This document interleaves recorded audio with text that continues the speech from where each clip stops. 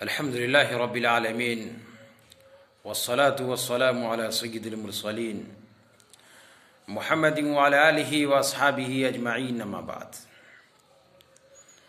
قال الله تبارك وتعالى في كلامه المبارك: فأعوذ بالله من الشيطان الرجيم بسم الله الرحمن الرحيم إن الدين عند الله الإسلام.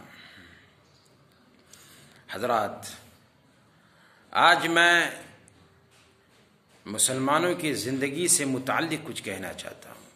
کچھ اہم سوالات ہیں اور اس کے جوابات ہیں کہ اگر اس کے متعلق انسان اپنی زندگی کو گزار لے تو انسان اس دنیا میں بھی کامیاب رہے گا اور آخرت میں بھی کامیاب رہے گا. پہلا یہ ہے کہ انسان کو اپنا عقیدہ کہاں سے ڈھونڈنا چاہیے. انسان اپنی زندگی جو گزارے گا اس کو کہاں سے لائے گا؟ تو اللہ تبارک و تعالیٰ نے آپ صلی اللہ علیہ وسلم سے کہلوا دیا کہ آپ تمام انسانوں سے کہہ دیجئے کہ جس کو بھی اپنی زندگی سنوارنا ہو، جس کو بھی اپنی زندگی بنانا ہو، وہ قرآن و حدیث کا سہارا لے. قرآن و حدیث میں اپنے عقیدے کو ڈھونڈے.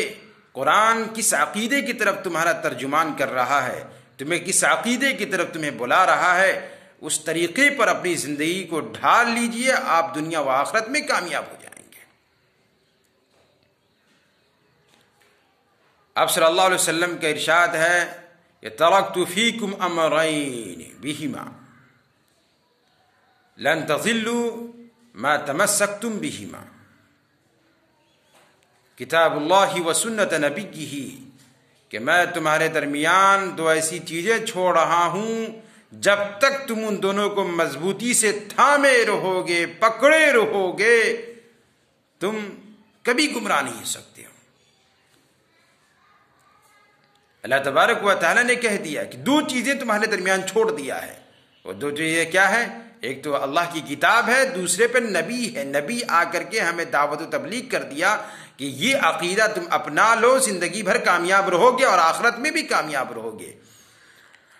اور میرے نبی صلی اللہ علیہ وسلم فرما دیا کہ میری بھی پیروی کر لو، یا نبی کی پیروی کر لیں گے تو ہم دنیا و آخرت دونوں جگہ کامیاب ہو جائیں گے.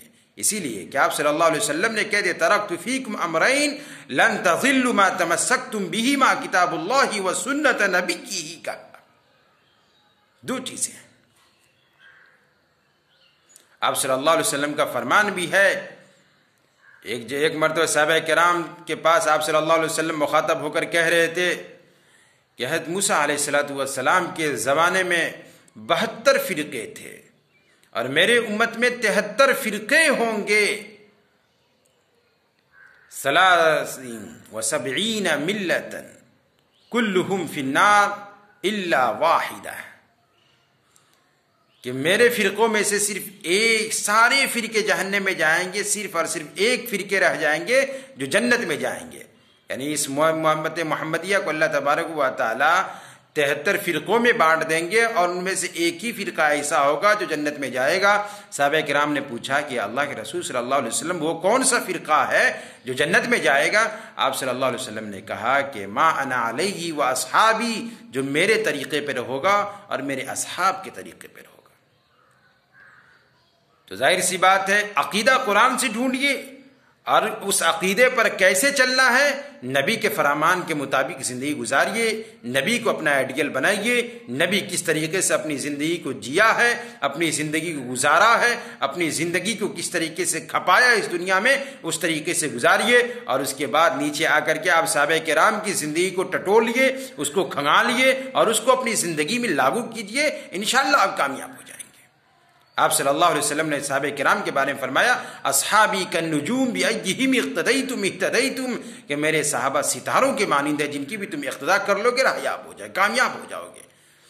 تو ظاہر سی بات ہے ہمیں صحابہ کرام کی زندگی کے مطابق زندگی گزارنا ہے.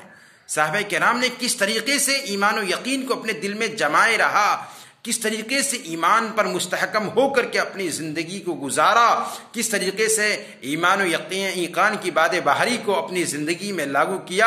اور اسی طریقے سے اگر ہم لوگ بھی اپنی زندگی گزاریں گے تو انشاءاللہ ہم کامیاب ہو جائیں گے.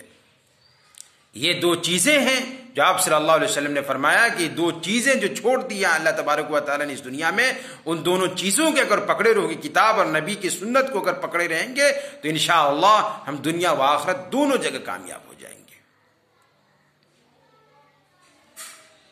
تو ضرورت آج اس بات کی ہے کہ ہمیں صحابہ کرام اور آپ صلی اللہ علیہ وسلم کی زندگی کے مطابق زندگی گزارنا ہے، لیکن ہم لوگ آج کل کہاں ہیں، کس کھیت میں پڑے ہوئے ہیں، کس انڈسٹری میں گھسے ہوئے ہیں۔ ہم لوگوں کے ذہن و دماغ پیسے خمار چڑھا ہوا رہتا ہے، ہم لوگ دوسروں کا آئیڈیل بناتے ہیں، نبیوں کو چھوڑ دیا، صحابہ کرام کو چھوڑ دیا، فلم انڈسٹری کو اپنا آئیڈیل بنا لیا، نیتاؤں کو اپنا آئیڈیل بنا لیا، سیاست داؤں کو ہم لوگوں نے پیروی بنا لیا۔